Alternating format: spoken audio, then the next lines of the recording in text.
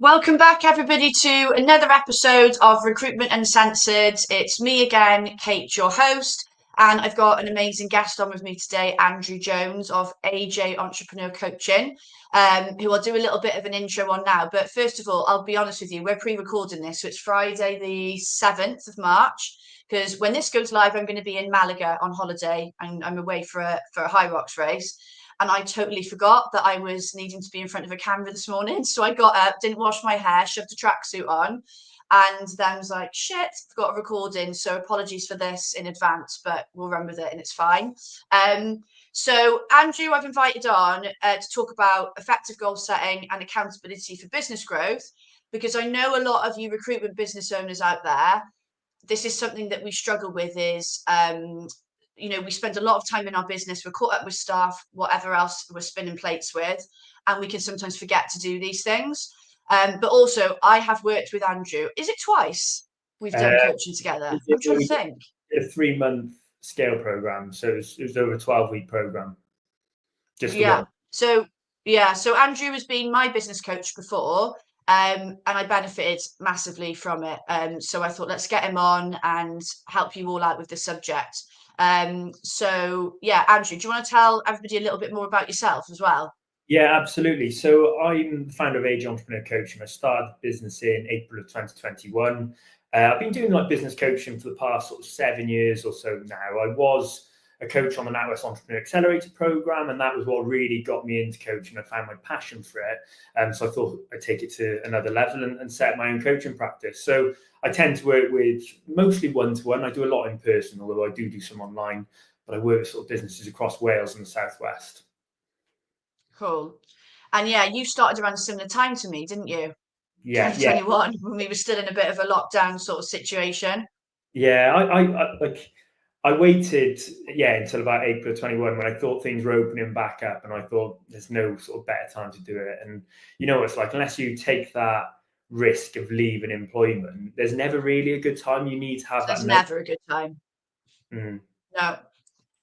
Okay, let's get cracking, because we've obviously got lots to talk about and only 30 minutes. Yep. So I wanted to start with this one, because you obviously work with a lot of different types of businesses, sizes of businesses.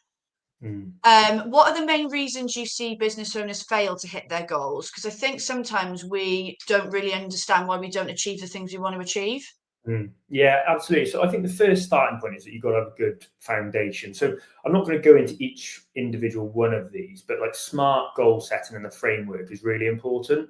I think where people go wrong is that in business, I think it's mini steps. So you've got to have a goal that's actually achievable. I think too many people go from where they are now and they set a completely unrealistic goal, and they don't think enough about what needs to go into the goal. So it makes me laugh at the start of each year when people are setting New Year's resolutions, and you ask, what are some of your New Year's resolutions and what are some of your goals? And people are very good at saying what they want, but they're not very good at saying how they're going to do it. So with my clients, I really take time and dive into, tell me exactly how you're going to do that. And we go into the specifics. So let's just say it's an online business and they are a subscription company. They're looking to increase the amount of subscribers.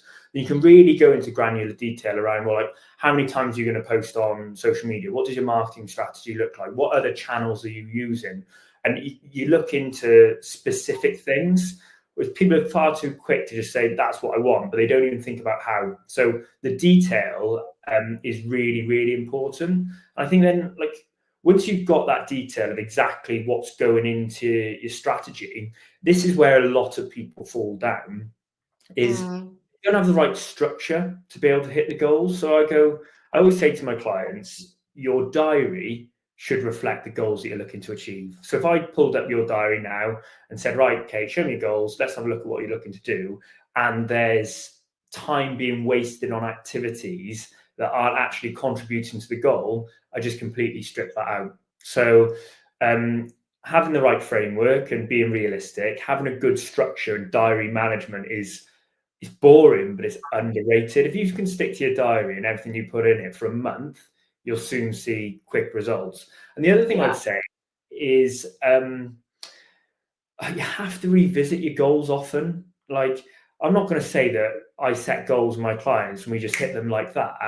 It's almost like a build, measure, learn. It's a testing process. So people now that have set goals for their business at the beginning of January 2025, and they've just forgotten about them, or they haven't made progress against them, so they haven't then rewritten new goals and thought about the strategy they then need to adopt.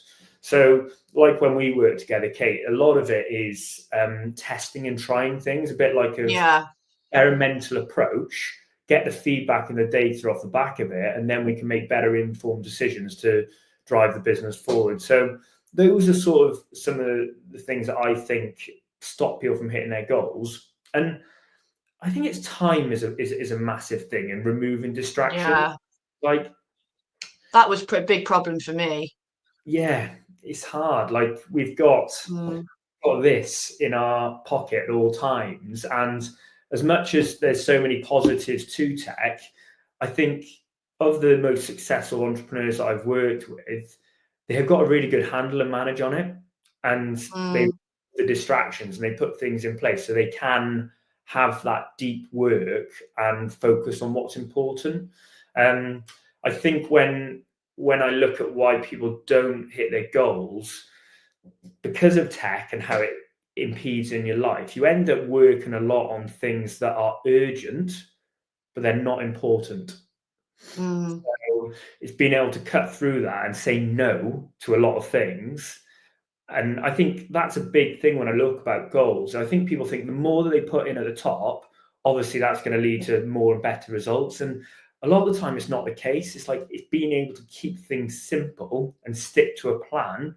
And if you do that over a prolonged period of time, you will hit your goals. But it's about removing things a lot of the time, not actually adding things in. Yeah, I think the diary management, I think a lot of business owners, if they looked at their diary, there's stuff in there that, like you said, it's the urgent stuff, but not the important stuff. And some of the stuff we do as business owners takes time to build. And if you don't start it and start investing the time, it's never going to come to fruition, or it's going to take longer to come to fruition. And it's sort of the things then that ends up getting pushed, or, oh, that's a priority for tomorrow, sort of thing. Absolutely. So, I mean, you sort of touched on the accountability piece a little bit there, haven't you? But because I think sometimes as well, what people struggle with, like you've alluded to, is they'll have an idea or a dream of what they want to achieve, but actually, like you said, it's the how are you going to get there. So, like, how can people set effective goals and also make sure they remain accountable? Because some people find that accountability bit really, well, you probably see it, don't you? Really difficult. Yeah. So with the goal setting, there's no sort of like magic formula to it. All you need for effective goals is time away from technology, headspace, and a pen and paper. And I do it sometimes when I'm at home and I think about. There's a couple of models that you'll know from your coaching side, things you can run through. But simply, what do I want to achieve in my business? Bullet pointing, how exactly am I going to achieve this? And then making sure that your diary gives. I think people underestimate how much time things take. Yeah. Like when you put things in, maybe like even with like the YouTube side of things that you're doing, it's a really big chunk of time. So making sure that that's allocated into the diary. Or you could do things like the Grow coaching model. It's great for just quickly brainstorming. Yeah. What's your goal? Your reality is, let's say you want to be earning 15k a month, right? Turnover into the business. Reality is we're currently at 8 or 9, and we're doing all of these things to hit that 8 or 9. Run into the options, which is the bulk, the majority of that framework, which would be what are all the things I'm currently not doing that I could be doing to hit goals, and then most importantly is what will you do in the actions. I think the accountability thing is massive. Like the reason I got into coaching was because I had a coaching session when I first joined NatWest Bank from a leader in the bank, and I found it so powerful. I was like, how he broke it down for me in terms of everything that I needed to do, and then said, right, well, I'm going to see you this on a Monday. I'm going to see you next Monday, and you need to have done all of this.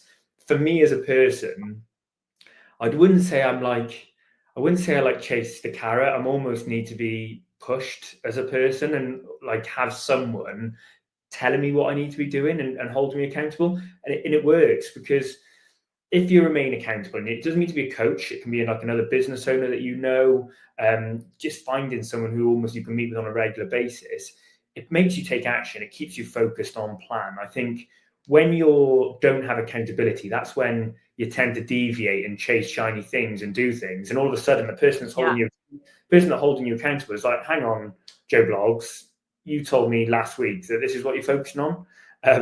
So it certainly keeps you on track and helps remove the distractions. And for me, like I have someone that's holding me accountable from a marketing point of view at the moment. And it's worked so much because action breeds action. So once you start 100%. once you start getting into the flow of I can do this and I'm making progress, you always then are much more productive and you tend to get stuff done. The biggest stressor for people and the biggest frustration is when they know what they need to be doing, but they're not doing it. And accountability cuts through that. And it cuts through the excuses, whether it's mindset and mental blocks, whether it's like fear of rejection, fear of failure, maybe it's a confidence issue. Accountability will cut through that, because at some point as a business owner, you have to make a decision as to what you want. Do you want to take action against your goals and achieve what you know you can do, or do you want to just stay in this cycle of not fulfilling your potential effectively? Yeah. The accountability thing, like this is always why I've had coaching, because I love it. I love like being challenged by somebody, pushed out of my comfort zone, that sort of, and the reality bit for me is always really helpful, like getting people to see the actual, help you see the reality of it. But yeah, the accountability as well. But what I also have done last year is, some of you watching this will know Cyborg, Embedded Ops. We have become accountability partners for each other. So we're both on our own in our business. He's more ops, an ops consultant, obviously coaching and training, sort of agency stuff with me. But we'll tell each other each day what we plan to do and get out of the day. We'll do it, literally speak nearly every day, and we challenge each other. So if I know that he's like losing his shit with something, I'll tell him. He'll do the same with me. And it's been really good for me to have just somebody that I feel like, don't get me wrong, he's not micromanaging me and I don't do it to him, but it's just nice to have somebody that A, understands, B, we're sort of encouraging each other, and that accountability bit is massive. And I've noticed a difference in my productivity since we've started doing it. So it's worth doing that as well, isn't it? Getting somebody that you just know you can go to. I think there's a couple of things with that as well. So one is having the right people to hold you accountable. Like, you speak to your friends or family and you talk about the business, they'll be like, oh, don't worry about it. You're trying your best. It'll be fine. It'll be fine. It'll work out. But when you have someone that has got experience of holding people accountable or knows what you're going through, and they say, oh, do you know what, Kate, come on, like, cut the crap. You're making excuses now. Or is it just like to the point? I actually find it quite, it's a bit of a relief. I'm like, you know what, actually, they're right. Like, I'm making excuses. I'm in a bit of a victim mentality of blame, excuses, denial, looking at other things. And this person just called me out on it. And they're absolutely right. I've got to make it a priority and I've got to do it. So I do think that's important. The other thing I think is important, which you said, was, when you're so close to something, you sometimes miss simple things because you're in the day-to-day and you lose that perspective. So I ran a group coaching session yesterday for a community of business owners across the UK. And one of the people on the call was like, why have I never thought of that before? And I'm like, it's because you're not working on the strategy enough and you're very much in it. When you're able to bounce off someone that's not so close, things become what's obvious to someone who's on an outside point of view might not be obvious to you, because you're dealing with clients, you're on the phone all the time, you're responding to emails, you get lost. So it does help reset as well. Yeah, no, I've had a few moments like that in the last sort of few months where you are like, how the hell have I missed that? But it's so easy to do. And I know we're going to come back to the sort of working on and working in the business in a bit, but this is one I wanted to spend a little bit more time on, because there's probably lots of key traits, isn't there? But from working with so many sort of successful entrepreneurs, like, what do you see are the things that make them successful? Yeah, it's a really good question, and I think there'll be sort of a few things we can go through on this. But Yeah, I've been fortunate through the last 7 years through the accelerator program. I've probably worked with about 400 odd people one to one and thousands through workshops. But I'd say the biggest thing, I don't want it to be fluffy, but it is mindset. And Mm, I think it's a mindset of not being afraid to look stupid and to start somewhere. So if I look at people you think about people building an amazing following online and building their own personal brand, you have to be able to put yourself out there. And yeah, it's not easy. I think a lot of people struggle with it, is that fear of judgment from others. Whereas the people yeah, that I work with, they've just got they are so disciplined and consistent, where if something performs badly, they focus on the process, not the outcome. So they'll look at, say, for example, you're putting up a YouTube video and it gets 1 view. Well, fine, okay, it didn't work out. We'll look at why it didn't work out, and we'll adopt different tactics. But it'll be about the process, not that 1 view. But how do we change something here so we get a better result for next time? Whereas other people that I've seen that then struggle to be in a entrepreneurial environment, they go into a bit of a spiral with stuff like that, and it's yeah. oh my god, imposter syndrome. What am I doing? I'm making this up as I go along, and it then stops them from taking And they action. stop doing it.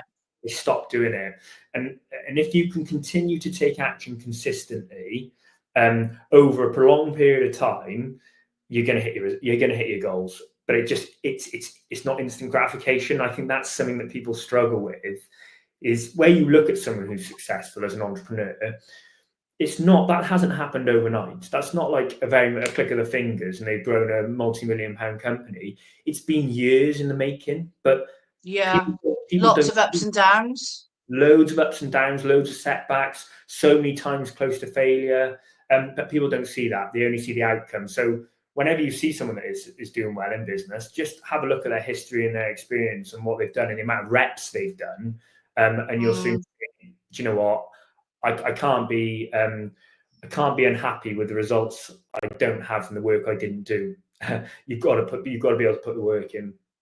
So Yeah, and this is something we worked together on as well, wasn't it? Because I put so much pressure on myself and to be a success all the time, and I forget that it's natural as an entrepreneur to have those sort of ebbs and flows. And even this week, I'm not afraid to take risks, and I tried something different with a networking group, a live sort of group coaching session. But too big a group, really. And I did wonder, I was like, is this going to be too big a group? Oh, fuck it, I'll try it anyway, right? And yeah, it didn't land for everybody. And initially, it hurt the ego. Don't get me wrong. Like, I pride myself on the coaching I deliver. But then it was looking at, like you said, the process. Like, okay, what have I learned from this? I've literally got I've got learns on my whiteboard. For that sort of group, that doesn't work, particularly for that networking group. That's not what they want from me. They want more training than coaching. So next time I won't do that approach. yeah. But will I stop doing those sorts of sessions in smaller groups? No, because I know they work. I think that's exactly it. So you learn from it. I think the big thing, though, and I know, like, we touched upon this when we were together, is like more work doesn't always lead to more results. And I think this is a big No. thing from successful business owners that I've worked with. They're very good at identifying high impact activities. So I work with some people. When I first start working with them and I ask them about their schedule and the hours they're doing, they're burnt out. They are absolutely burnt out. And I think I always think people perform their best when they feel their best. So when I'm coaching, 100%. although I'll have like key KPIs on what we want to achieve from a business point of view, I'm also asking them for a well-being goal, because I want them to be going to the gym. I want them to be eating healthy. I want them to be drinking less. I want them to be able to have a bit of headspace so they get perspective. Like, you get your best ideas, not when you're bloody 100 emails in, sat in front of your laptop for 12 hours a day. It's probably when you're going for a walk or you're taking a bit of a step back, you're getting that perspective. Yeah. Like, right, I know what I need to do. So that whenever I go into a coaching session, there's a couple of people that spring to mind over the years. They've got balance. There is hard work that comes with business, don't get me wrong, but they're not. No human being can perform 110% over years without burning themselves out. So it's actually No. very good at being able to switch off from it all as well. Yeah. And again, that was something else. For me, it was like booking a holiday. and having Yeah. some time off. But I'm Yeah. glad you brought up mindset, because I've been talking about this a lot for the last 3 to 6 months, I would say. And I do think it's a trick we're missing in some recruitment businesses, because it's seen as too fluffy and airy fairy. And oh, yeah, it doesn't really impact people's success that much. And I'm sorry, to me, it's everything. And Mm. that comes to you as a business owner as well. And if your mindset, you are the pilot of that plane that needs to put the oxygen mask on first. And if your mindset is in the pan, it Mm. filters down to your team. So Mm. you've got to look after yourself. And I think, like, yeah, if you look at all, to me, if you look at all the successful, not just entrepreneurs, like sports stars, everything, their mindset is so inspiring. And that says it all for me. Yeah, and like it kind of things on what you're saying there as well. Like, and there's so much that comes into mindset. I think people just feel like, is it like a feel good feeling or the way that I think? But Mm, I was speaking with an entrepreneur a couple of days ago, and they've got a massive issue with control, right? Where they double check and triple check other people's work all of the time. Like oh, that God. essentially comes into, that's a mindset problem. You're trying to control things too much. Why don't you let go a little bit and trust people around you to be able to do what they do best, and then you can focus on actually growing the company. The company's at a bottleneck because you haven't got any time, because you're checking what people do. So I think that there's so many things that feed into mindset that people wouldn't be aware of that do make a massive impact on a business. Yeah, because mindset, you can tie into that the sort of confidence piece, and that comes from taking action. Confidence just doesn't happen. You have to take action to build Yeah. confidence. Resilience, all of that stuff comes into it. The mental resilience that you need, and you need a lot of that as a Mm. business owner. But yeah, it's not just about like doing yoga and stuff like that. It's like it's ties into the well-being stuff that you've Yeah. mentioned as well. But yeah, if I think of the times where I've been most successful, not just in my business now, but when I was a recruiter, my mindset was in such Mm. a great place, Mm. such a great place. And I see it all the time when I go into agencies with the owners, but also the consultants, where performance is dipping and people aren't in a good place. They're Yeah. stressed, or they're overworked, or they're low in confidence, self-doubt, limiting beliefs, all this stuff. There's loads that comes into it. But for some reason it gets ignored. I Not mean, not not purposely, sometimes, I will add, because people aren't aware that it's important. But yeah. I think as well, it was so strange, but like when I was at NatWest, there was a coach who worked there before me, and on the board in the Accelerator Hub, we'd have like, how have we failed this week? Like, if you can create an environment in an organization where people are open and honest about mistakes they've made or failures that they've made, everybody else learns from that. There's Yes. people that I've worked with over the years where it's a horrible environment where if you make a mistake, it's pointing the finger at you, you're the problem, and basically people don't want to take responsibility. But it's always like, that's not a good environment to be in for anybody. So No, it's not. I think culture then, when you are in those organizations, and a culture of trying things, being innovative, being creative, that comes from people having freedom to be able to make mistakes and try things. If you're constantly restrictive in that way, people don't try new things, and then it's basically becomes quite stale. Yeah, I did. There was a recruitment event, a Rec Connect event in Cardiff recently, and I was talking about sort of the mindset needed for business development. A lot of the people in the room had teams. They were business owners, but they had employees. And that's one of the things I brought up is, make it a safe space to fail. Like, talk about what was the biggest no someone had today. Mm. And make it a bit more fun. You can laugh about it a little bit more then, and make it more lighthearted.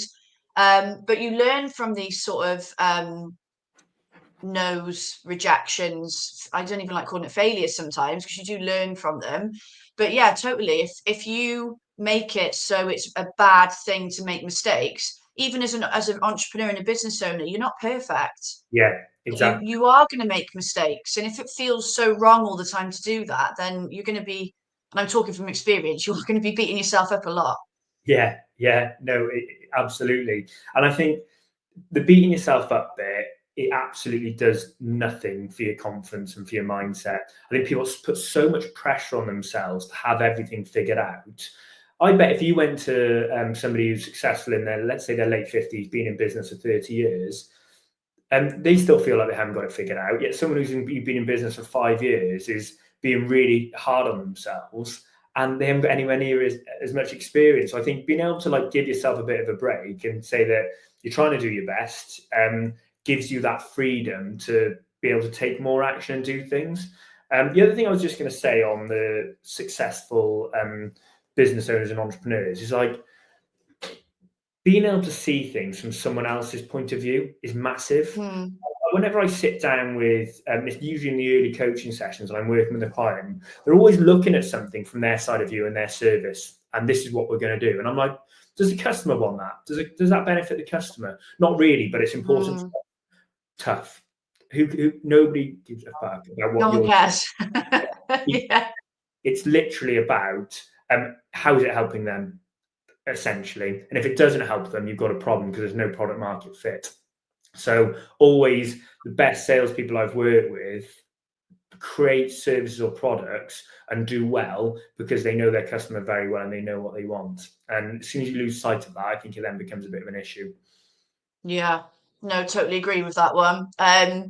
Before I come back to you, because I know you've got a top tip to share, just want to give you all a roundup of the next show. So the date of the next show, just looking at my notes, so I always forget, is the 2nd of April, always a Wednesday, same time of 12:30.